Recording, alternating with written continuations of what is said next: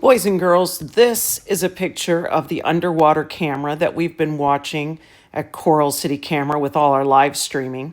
If you recognize this road and the cruise line off in the distance, you'll know that down by the port of Miami, way at the end where that little red X is, that is where the camera is. It's an extremely busy area.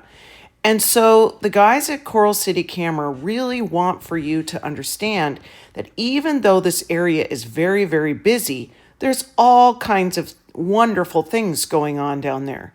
Here's some dolphins that Miss Eden and I noticed at night. My goodness. We saw this manatee. These are videos that we took. And as time goes by, we've been noticing more and more and more things.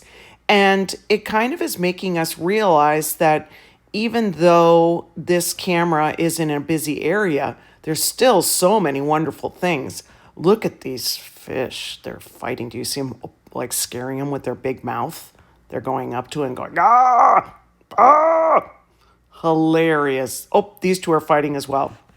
I don't know why Miss Eden and I think that's so much fun. But what we want you to realize, and what Coral City Camera wants you to realize, is that you don't have to go down to the Keys to see this. You can see it right here in Miami. But do you notice that white fluttery thing over to the right over there? That is a garbage bag that one of our fourth grade classes noticed, and they were horrified. And instead of thinking all about those wonderful distracting animals, they started to think about all the corals that you can see right here in this picture. Now, every group is going to be focusing in on a type of coral that we can see with the Coral City Camera. And the one that you guys are going to be focusing in is called the Elkhorn. Now, the other day we were trying to see a Caribbean reef squid, and one of the guys at Coral City Camera actually turned the camera for us. That thing right there is the wiper that goes around on that circular dome of the glass. And he can spin the camera so that we can see things from different angles. And sure enough, he ends up here by this staghorn coral. And sure enough, you're going to see in just a little bit that Caribbean reef squid starts to come closer and closer. And we were just so delighted that he would do that for us, but also that they are so dedicated to these corals and to the animals that they're there all the time. Now, today we're going to be looking at Elkhorn coral. That's the one for your group. And Elkhorn coral, if you get close, you're going to see more and more that these are not just one big mound of coral polyps, but it's actually a bunch of tiny little polyps that are covering up that entire shape of that Elkhorn coral. So what you see here, that's the same, that's close up. And when you made your model with Mr. Heaturks, where you made a banana into a coral polyp and you had the licorice coming out as tentacles, you might think, well, where is that on that Elkhorn coral? I don't get it. Well, right there, that's one of them. What you're looking at as the top, you're looking from the top down on one of those coral polyps, almost like you're only seeing the licorice and not the banana. And every single one of these that I'm circling are individual coral polyps that are all squished together. They're squished together, making almost like a carpet of polyps that go over every single part of the Elkhorn coral. So as we kind of back out here, I want you to imagine there's thousands of little polyps. Now, you might look at this and say, Miss Heaturks, that can't be a polyp. I don't see tentacles. I learned that there were tentacles coming out of there. Well, guess what? They don't always hang out with their tentacles flapping in the breeze. Sometimes if they're feeling a little nervous, they actually take those tentacles and they pull them inside from their mouth and hide them. And then later on, they start to bring them back out. You can see here that there's some that are all pulled in, some that are out a little bit, and some that are a lot out. Now, this is from two men who went snorkeling in Bonaire, which is a Caribbean island.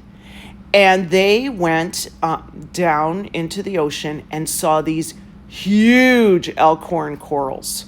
They said that some of these are as big as 2 Toyota trucks. They wanted to have one of them in the picture so you could see in comparison.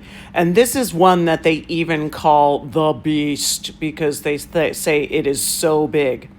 Now, over here in Miami on the Coral City camera, we're not going to see any that big. In fact, this right here is a staghorn coral. You'll see that those look like tiny little antlers like you would see on a stag.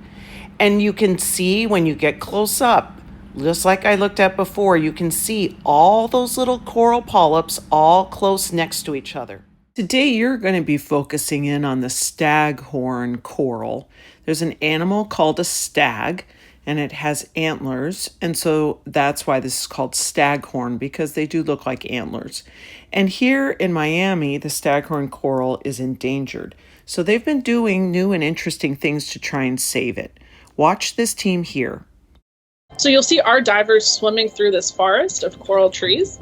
Some of the main activities that they're likely to do in a nursery is cleaning, removing algae and biofouls and any other organisms that have kind of grown on those structures and might compete with that coral for living space.